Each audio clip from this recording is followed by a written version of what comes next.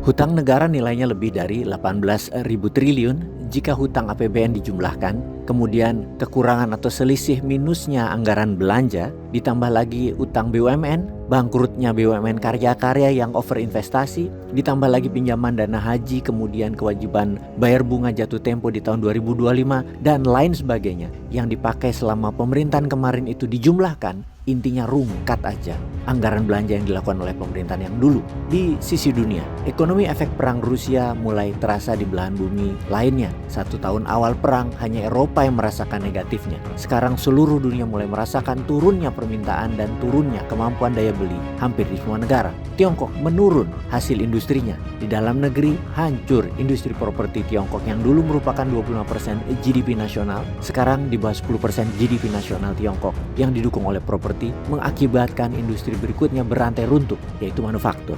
Kalau Amerika sudah kena resesi dalam 2 tahun belakangan ini, maka zaman Pak Prabowo nanti diawali dengan turunnya daya beli, serial bulanan deflasi yang kalau disarikan ekonomi Indonesia berat karena banyak beban masalah sehubungan dengan hutang masa lalu yang menjadi beban ke depan, juga perekonomian dunia yang lesu.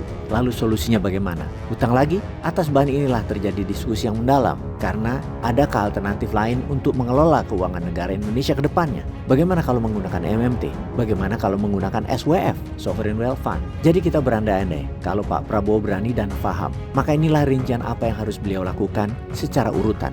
Pertama, terbitkan Perpres Peraturan Presiden yang menunjuk ke Kementerian Pertahanan untuk ditugaskan mengendalikan tambang rakyat dan tambang liar tak berizin dari tambang emas di seluruh Indonesia untuk produksinya dijual hanya ke Kemhan, hanya ke Kementerian Pertahanan. Lalu emas itu disimpan di Kementerian Pertahanan, di bunker. Kementerian kemudian membuat permen atau peraturan menteri untuk membuat Koperasi Tambang Rakyat Indonesia atau KTRI. Koperasi inilah yang akan melaksanakan Kepres dan permen tersebut di bawah kendali Kementerian Pertahanan. Harga belinya ditentukan di mana rakyat harus tetap untung, maka yang tidak menjual ke koperasi akan kena masalah hukum.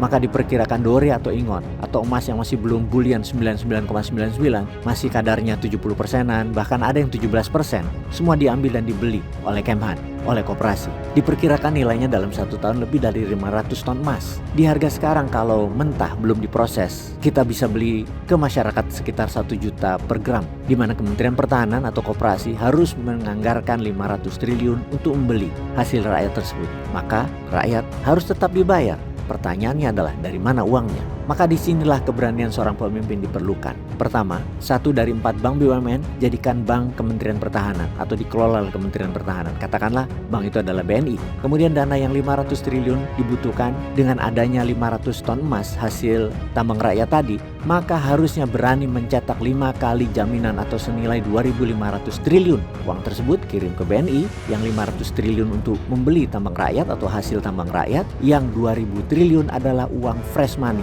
yang akan disalurkan hanya berbasis proyek produktif. Tidak boleh untuk membangun IKN karena IKN tidak produktif.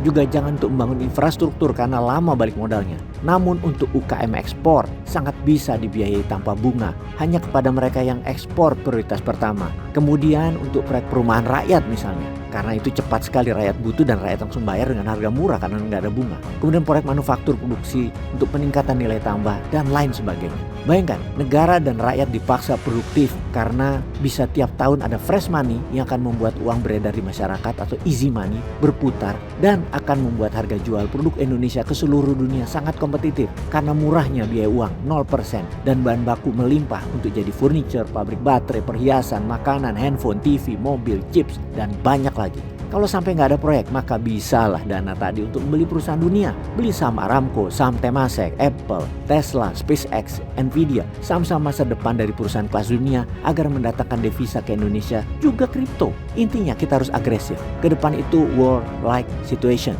Indonesia harus siap. Semoga Pak Prabowo paham untuk tambang emas dijadikan jaminan printing money ini. Peace.